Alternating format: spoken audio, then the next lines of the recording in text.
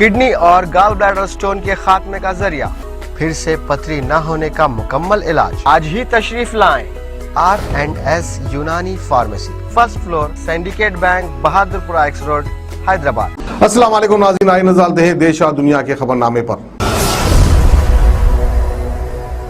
सच news के खबरनामे में आप सबका इस्तकबाल है। आज की सबसे बड़ी खबर आ रही है रेल रोको आंदोलन को लेकर, जहां पर 42 ट्रेनों पर असर पड़ा है। किसानों ने यूपी, पंजाब, हरियाणा में कई जगह पर रेलों को रोक दिया है। भारतीय किसान यूनियन के राकेश टिकैत ने कहा है कि अलग अलग जिलों में अलग अलग जगह होगा, पूरे देश में वहाँ के लोगों को पता रहता है कि हमें कहाँ ट्रेन रोकनी है। भारत सरकार ने भी अभी हमसे कोई बात नहीं की है। किसानों ने यूपी मोदी नगर, मुजफ्फरनगर में ट्रेनें रोकी है। हापुड़ के गढ़ मुत्तेड़ रेलवे स्टेशन पर किसानों ने हंगामा, नारेबाजी की है। हरियाणा के बहादुरगढ़ में भी किसान मोर्चा के नेताओं ने ट्रेनों को रोका है। पंजाब के कई जिलों में रेल को रोक दिया गया, इसका असर दिख रहा है। उत्तर रेलवे का कहना है कि 8 ट्रेनों पर असर पड़ा है। दिल्ली रोहतक और दिल्ली अंबाला रूट को फिलहाल ट्रेनों के लिए बंद कर दिया गया है। इस वजह से कई ट्रेनों की आवाजाही पर असर पड़ा है। कई ट्रेनें रद्द भी करनी पड़ गई हैं। दिल्ली डिवीजन में DRM DP गर्ग ने कहा है कि दोपहर में 42 ट्रेनों पर असर पड़ा है। ट्रेनों को कम दूरी पर खत्म करने, शॉर्ट, ओरिजिनेट और शेड्यूल किया जाएगा। सबसे ज्यादा असर अंबाला, सोनीपत, पानीपत, जींद और भटिंडा रूट पर पड़ा है। रेलवे प्रॉपर्टी को किसी तरह से नुकसान की अभी तक कोई खबर नहीं है। RPF और GRP जगह जगह तैनात कर दी गई है। शाम तक ट्रेनों की आवाजाही पर असर और बढ़ सकता है।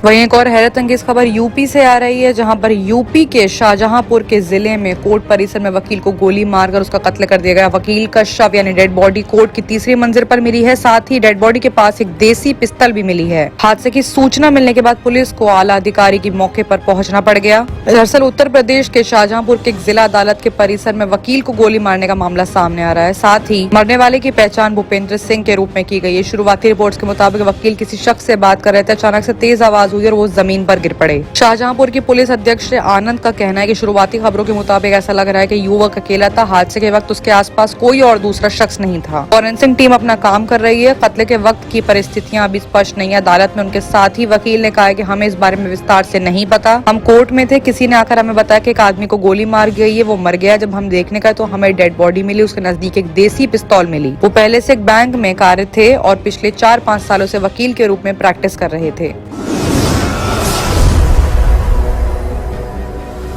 वहीं एक और बड़ी खबर आ रही है जम्मू कश्मीर से, जहां पर जम्मू कश्मीर में आतंकवादियों ने बिहार के 2 मजदूरों को गोली मारी। अब तक 11 नागरिकों की मौत का मामला सामने आ रहा है। जम्मू कश्मीर में आतंकियों द्वारा आम नागरिकों का कत्ल किए जाने, वारदात थमने का नाम नहीं ले रहे हैं। संडे में एक बार फिर से दक्षिण कश्मीर के कुलगाम में वनपो इलाके में आतंकियों से अंधाधुंध गोलीबारी में 2 बाहरी दोनों की मौत हो गई। आतंकियों ने सैटरडे को भी एक बिहार और एक यूपी निवासी को मार डाला था। आतंकियों ने संडे को भी कश्मीर के कुलगाम जिले में बिहार के मजदूर को मौत के घाट उतार दिया। इनमें से 2 की मौत मौके पर ही हो गई, जबकि बाकी लोग अस्पताल में जिंदगी और मौत के बीच जूझ रहे हैं। मारे गए 2 बिहार के लोगों की पहचान राजा त्रिवेदी और जोगेंद्र त्रिवेदी के तौर पर हुई। वही घायल आदमी की पहचान चुनचुन त्रिवेदी के तौर पर हुई है। आतंकियों की गोलीबारी की खबर मिलते ही सुरक्षा बल मौके पर पहुंच गए। हमलावर आतंकियों की तलाश में सुरक्षा बलों ने घेराबंदी करके तलाश शुरू कर दी है। 2 दिनों में 4 गैर कश्मीरियों के कत्ले के बाद कश्मीर में काम के लिए आने वाले मजदूरों में अब अपने घरों लौटने की भगदड़ मच गई है। सब डरे हुए हैं, सहमे हुए हैं कि पता नहीं आगे क्या होगा। खासकर टारगेट किलिंग में कश्मीर बाहरी लोग घबराए हुए हैं। आम लोगों को भी निशाना बनाया जा रहा है।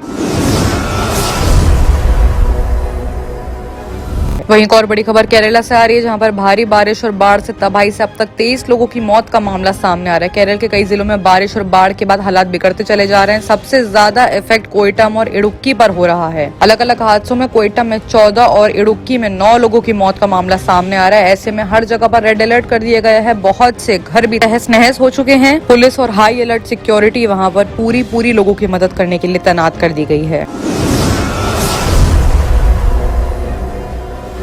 वहीं एक और बड़ी खबर आ रही है कि सेना के हेलीकॉप्टर के क्रैश होने के 76 दिन बाद पायलट की डेड बॉडी बरामद हुई है। पंजाब के रंजीत सागर झील में हादसे हुए सेना के हेलीकॉप्टर के लापता पायलट कैप्टन जयंत सिंह जोशी की डेड बॉडी वायुसेना के लगातार कोशिशों के बाद 75 दिन के बाद बरामद हुई है। 3 अगस्त की सुबह सेना का हेलीकॉप्टर क्रैश होने के बाद रंजीत सागर झील में गिर गए थे। ऐसे में उनकी फैमिलीज को काफी बुरे दौर से गुजरना पड़ रहा है। लोग भी उनके लिए एक बड़ा प्रोग्राम, एक शांतिपूर्वक आखिरी अंतिम विदा करने की प्रयास कर रहे हैं।